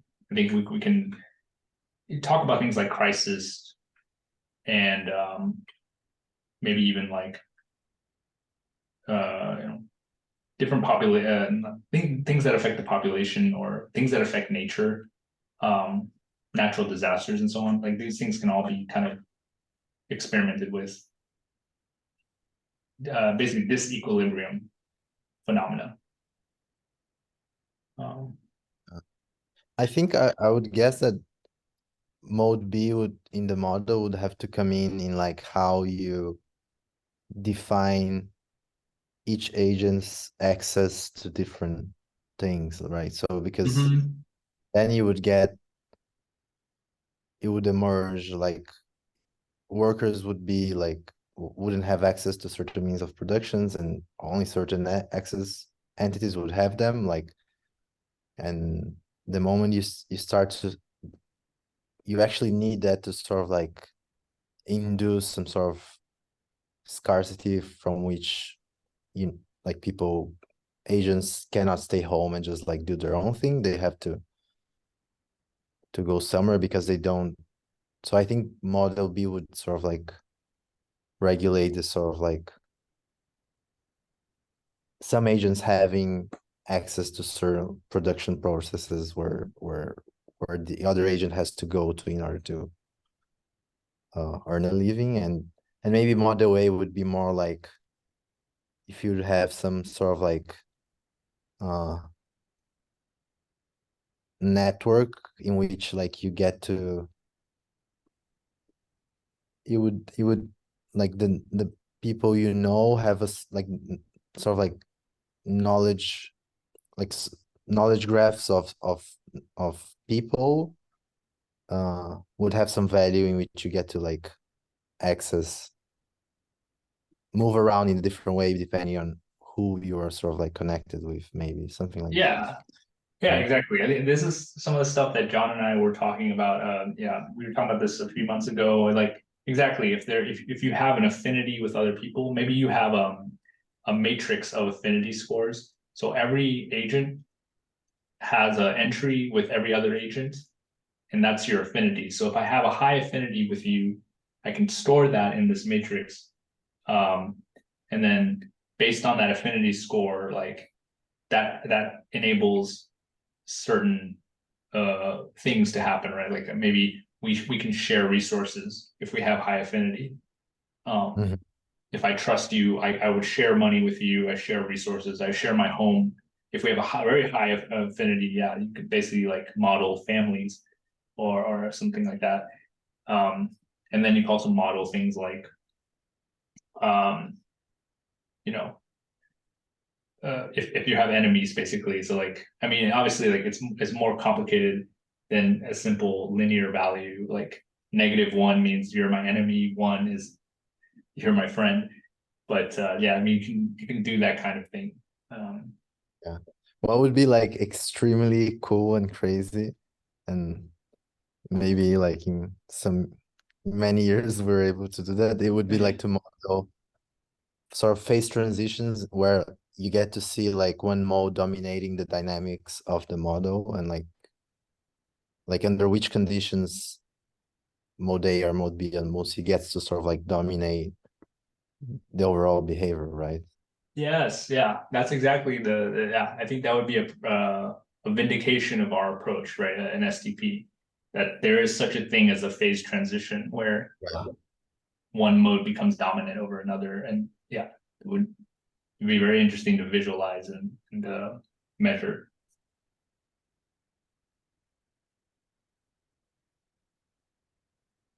Yeah, but anyway, thank you all for joining. I don't know if anyone else wants to say anything, but I'm really tired, so I think I'll stop here.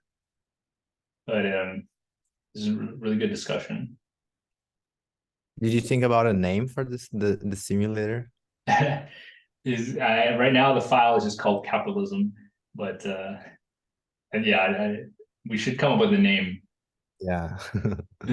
It would be nice. Yeah, my dream is it would be nice if we could put it on our website too, and then people who visit can just click play and watch Yeah. it.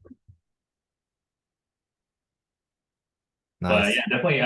Let's get in touch after.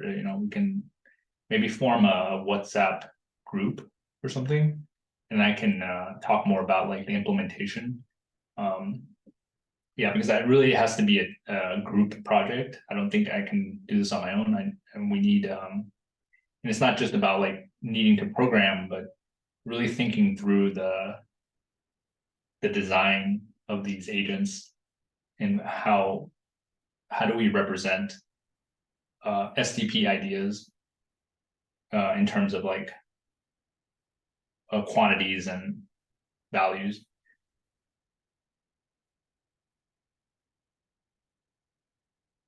Right. And I think that's also, I think, why I brought up the Diane Elson thing, because I was a bit nervous about this approach. It does seem to be very much quantitative. And the whole point of Elson's text is like, there's a whole aspect of this is not quantitative at all. It's qualitative, it's social. And so I wanted that as a counterweight to this part of the presentation.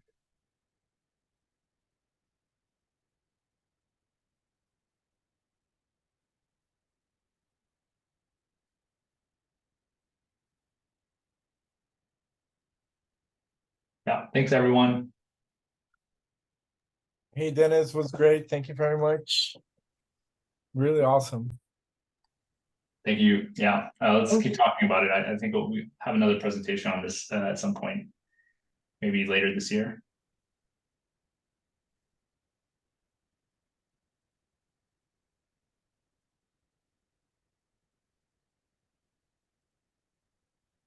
I'll stop the recording here. I can stop.